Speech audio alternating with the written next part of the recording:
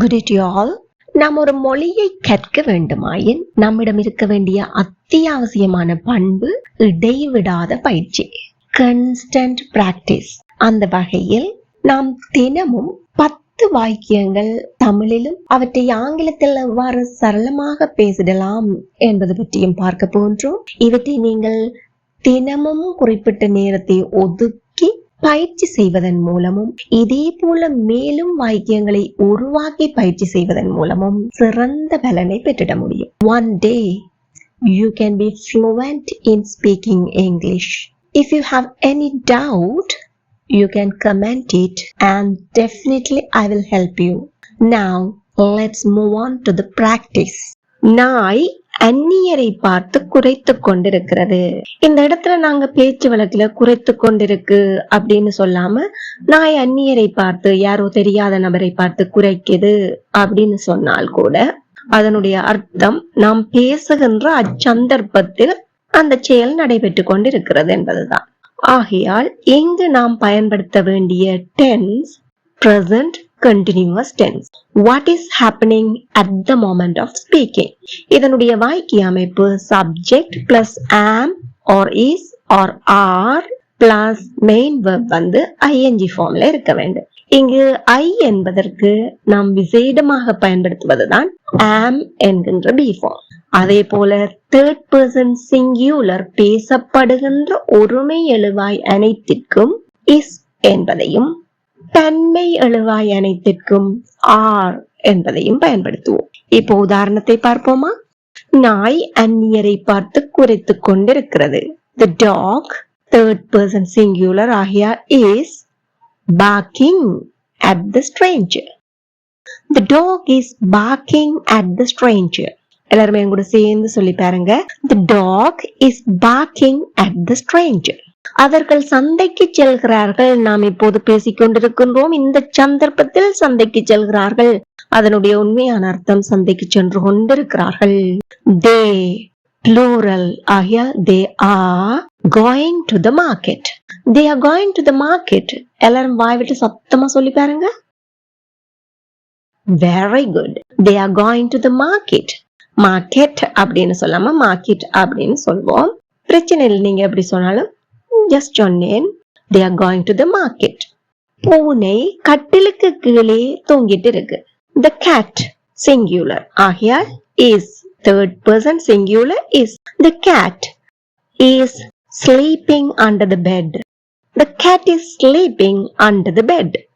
Again, the cat is sleeping under the bed. ரொம்ப இலவா இருக்கா? மறக்காம ஒரு லைக் பண்ணுங்க. ஷீலா ஒரு நாவல் வாசித்துக் கொண்டிருக்கிறாள். ஷீலா ஒரு நாவல் வாசிக்கிறாள். நாங்க இப்ப பேசிட்டு இருக்கிறோம், அவங்க வாசிச்சிட்டு இருக்கிறா. நீங்களே ட்ரை பண்ணி பாருங்க. Amazing. Sheila is reading a novel. நாவல் என்றால் எப்படி சொல்வோம்? Novel. Sheila is reading a novel. எல்லாமே கூட சேர்ந்து சொல்லி பாருங்க. Sheila is reading a novel. Geetha நடனமாட விரும்புகிறாள். ஒருவருடைய விருப்பத்தை பற்றி சொல்கின்றோம். ஆங்கில வாக்கியத்தை பார்ப்போம். Geetha loves to dance. எதற்கு விரும்புகிறாள்? நடனம் ஆடுவதற்கு. இங்கு loves என்பது S form verb. இது காட்டும் காலம் என்ன? Simple present tense. அப்படி என்றால் டான்ஸ் என்பதும் வினைச்சொல் தானே, நடனம் ஆட. இது இங்கு காலம் காட்டாத வினை வடிவமாக, அதாவது டு இன்ஃபினிட்டிவ் ஆக வந்துள்ளது. லவ் என்பது லவ்ஸ் என மாறி காலம் காட்டுகின்ற வினைச்சொல்லாகவும், டான்ஸ் என்பது டு டான்ஸ் என்றவாறு காலம் காட்டாத வினை வடிவமாகவும் வந்துள்ளன. ஏன் லவ்ஸ் என எஸ்வோம் பயன்படுத்தியுள்ளோம்? கீதா என்பது third person singular subject, பேசப்படுகின்ற ஒருமை எழுவாய்.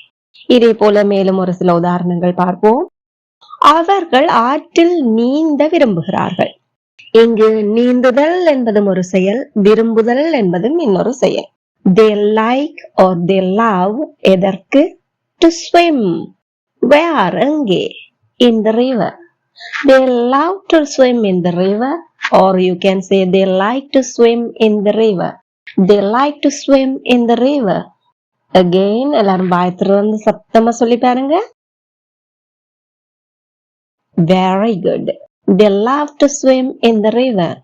அவன் கார் ஓட்ட கற்றுக்கொள்கிறான். ஓட்டுதல் என்பது ஒரு செயல், கற்றுக்கொள்ளுதல் இன்னொரு செயல். ஓட்டுவதற்கு கற்றுக்கொள்கிறான்.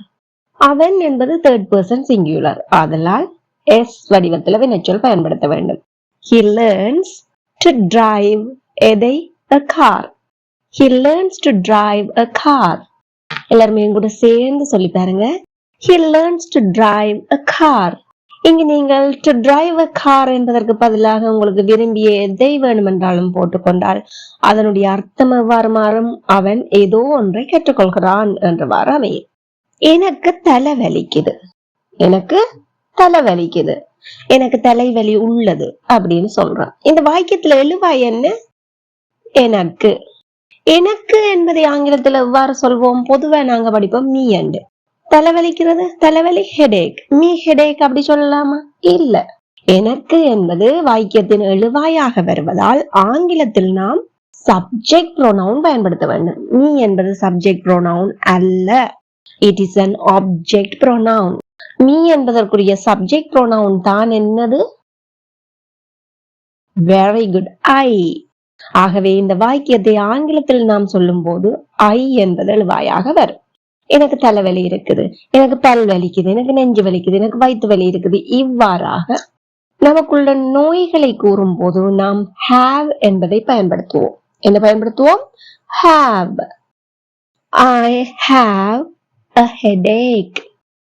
I have a headache. எப்படி சொல்ல வேண்டும்? I have a headache. எல்லாம் வாய் விட்டு சத்தமா சொல்லி பாருங்க. Amazing, you got it. I have a headache. இப்போ அவளுக்கு பல் வலிக்கிறது. அவளுக்கு என்பது her, ஆனால் இது வாக்கியத்தின் எழுவாயாக வருவதால் her என்பதனுடைய சப்ஜெக்ட் ப்ரோனவுன் தான் பயன்படுத்த வேண்டும். என்னது subject pronoun?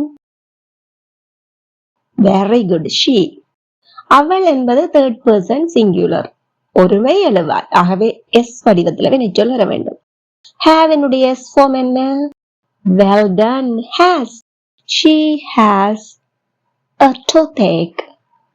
She has a toothache. Again, she has a toothache. ஷீலாவுக்கு நெஞ்சு வலிக்குது. ஷீலாக்கு நெஞ்சு வலி உள்ளது. ஷீலாக்கு நெஞ்சு வலிக்குது.